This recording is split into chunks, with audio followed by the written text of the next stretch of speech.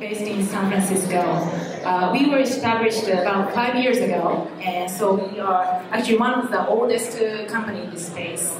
Currently, we have over 200 people, and also 8 offices around the world.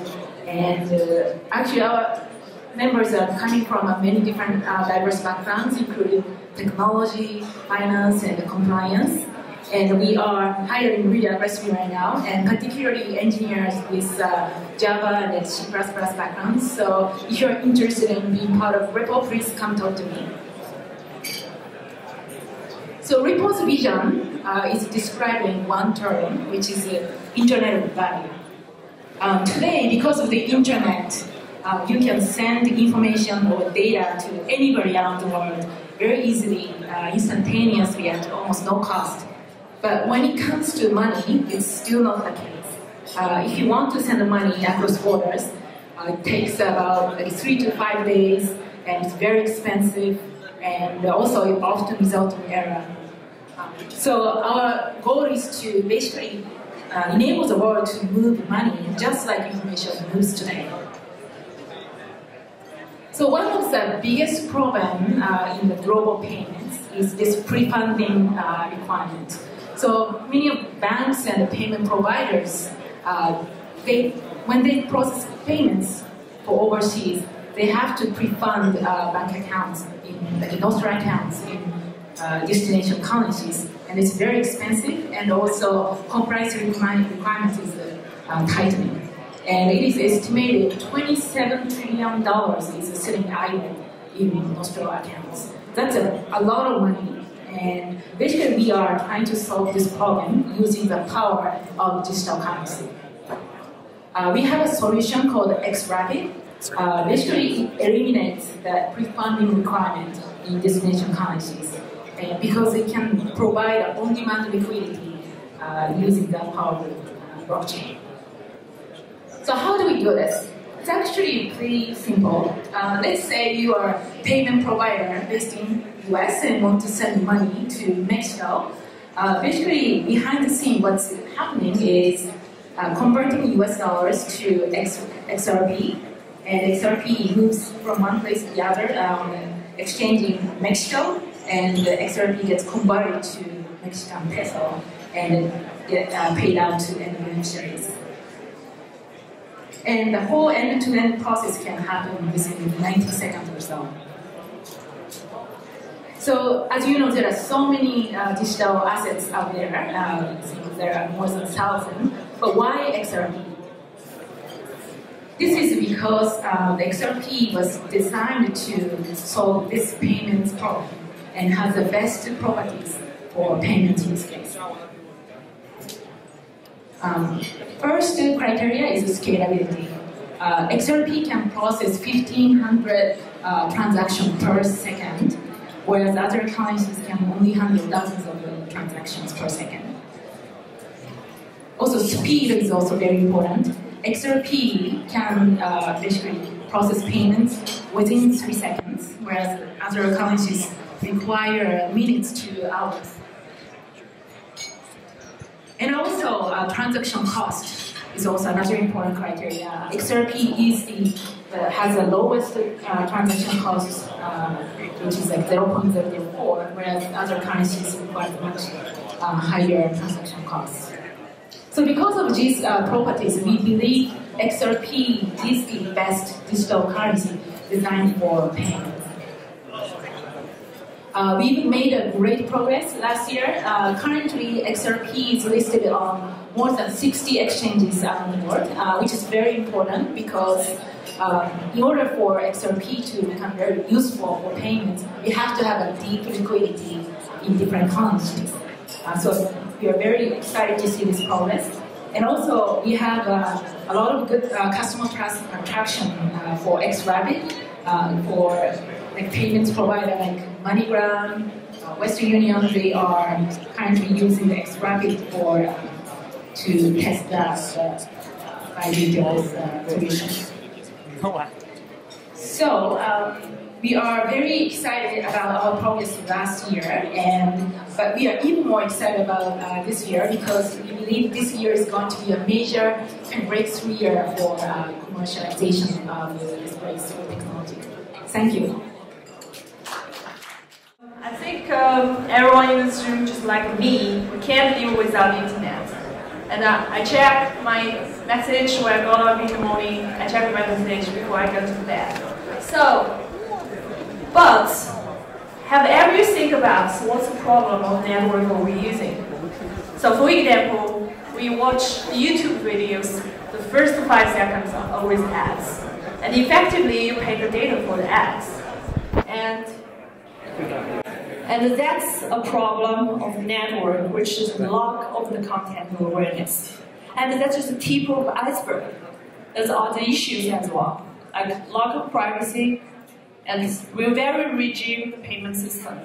And we can't really trust the content that's generated, so for example, like Yelp. And we think the centralized operation is actually the source of the problem. And here we are, Qlink, a decentralized mobile network. So there's our project. We contain different levels. From bottom to top, we have Qlink Nodes, which is supporting on the Qlink consensus. And public chain, we're using Neo right now. And Qlink chain, which is a ledger for all the networking transactions. We open the ecosystem to all the developers try to build any dApps running on the network system. For example, decentralized VPN or decentralized Wi-Fi. And this is the daemon focus, the Qlink chain. And this is the structure of the Qlink chain. So what is the Qlink chain? This is a distributed network infrastructure. And the core of the Qlink chain is Qlink consensus. So Qlink consensus is dedicated for network transactions. And when we have the network transmissions, 80% of jobs is actually done by 20% of nodes. And how do we incentivize all the participating nodes, and how do we improve the security of network? And we're using this consensus. So, for example, we improved the POS consensus. We separate the working nodes and the ledger nodes. So working nodes were only responsible for the transmission, and the ledger nodes will be the bookkeeper. And that's actually preventing big issues like a company like a Google, which is a huge capacity of network, who can actually dominate a ledger, the power of ledger. So within this consensus, there is 3 proofs: proof of space-time, proof of virtual reality, and proof of transmission. And we call this Shannon consensus in the name of Claude Shannon, the father of information theory. So around that consensus, build different tools, and including virtual machines and the P2P network anonymity. And we open the protocol like account sharing protocols, billing protocols, and firewall protocols for developers that build network services, which I'm gonna give you a demo later. So this is the first product. It's actually a working product. It's available on our GitHub page to download, which is Qlink Wi-Fi sharing. It's built on a P2P network, which is incentivize people to share its Wi-Fi to anyone who wants to use it, and incentivized by the QLC token. And let's give you a video of the demo about how this app works.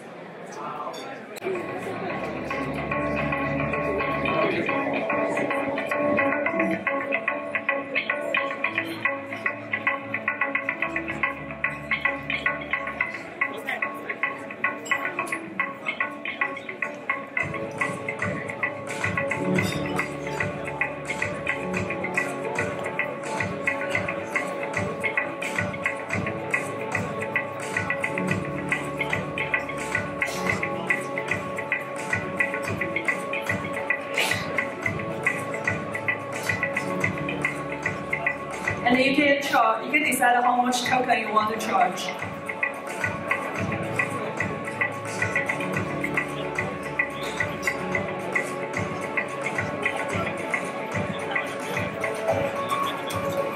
And this is how you share the network.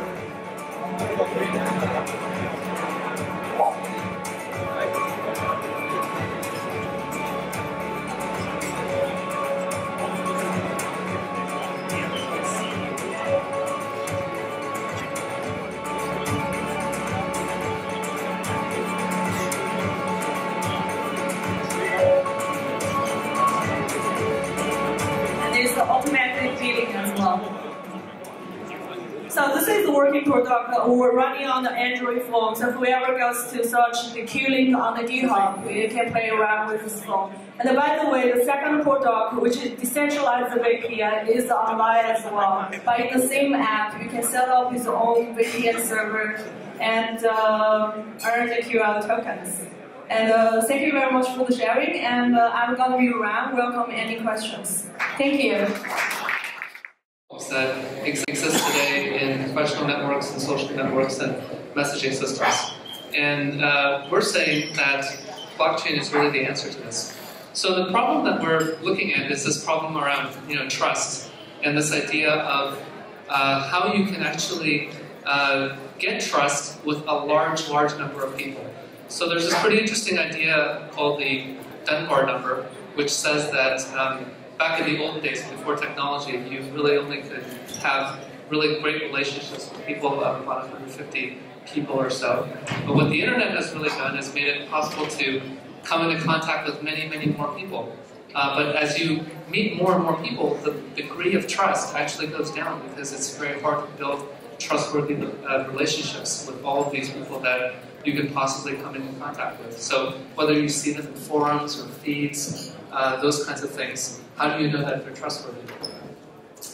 And so I want to touch on this idea of identity, which is actually a really big topic around blockchain. And especially these days, there's a concept called self-sovereign identity, which is the result of decades of work by some very smart people.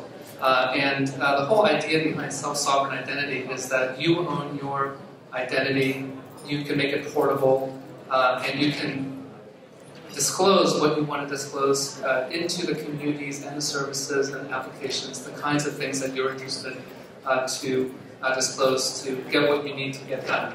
And self-sovereign identity is going to become, in a few years, this public utility. It's going to be something that we all depend on. But I really believe that there's another thing called trust, and specifically trust at a distance, is really going to change the way that we create economic value on the internet. So let's quantify that, because trust is a pretty abstract term. So we're looking at increasing trust and also increasing economic opportunity.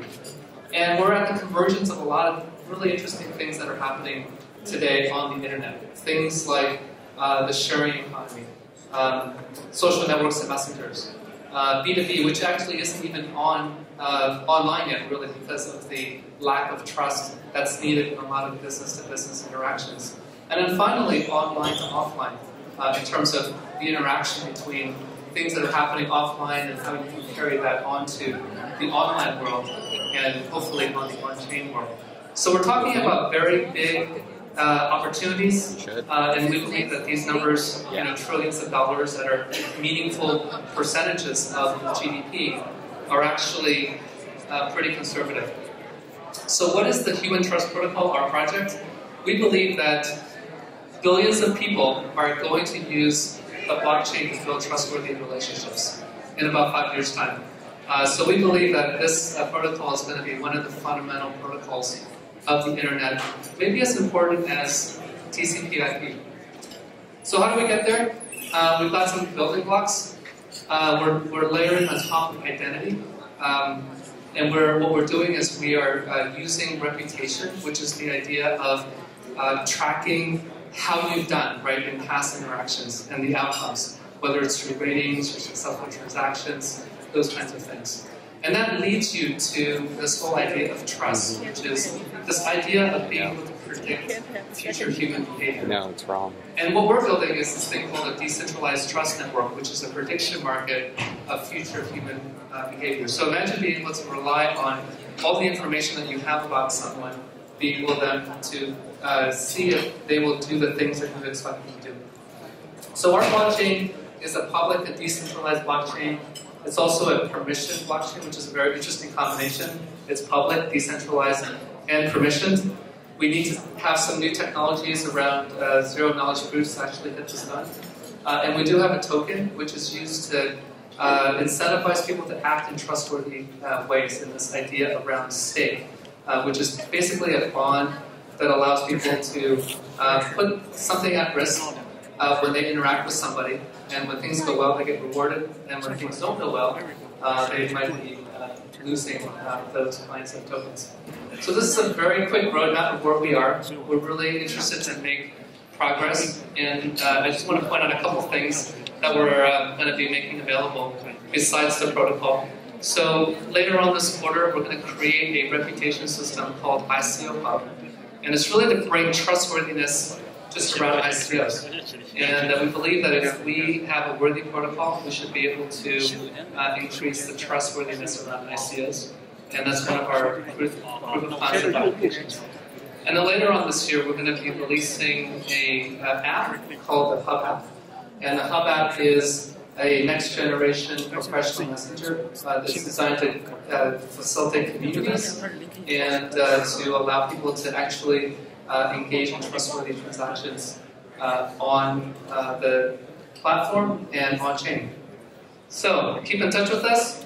We've got some people who have free t-shirts, and you just have to join our social media groups. Look for the orange t-shirts. Thanks.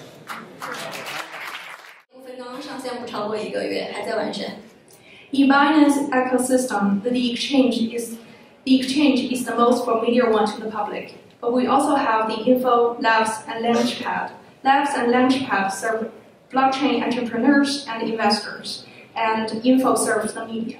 Binance is a very young company with a history of only 8 months. We are actively recruiting people, so if you're interested, definitely feel free to contact us.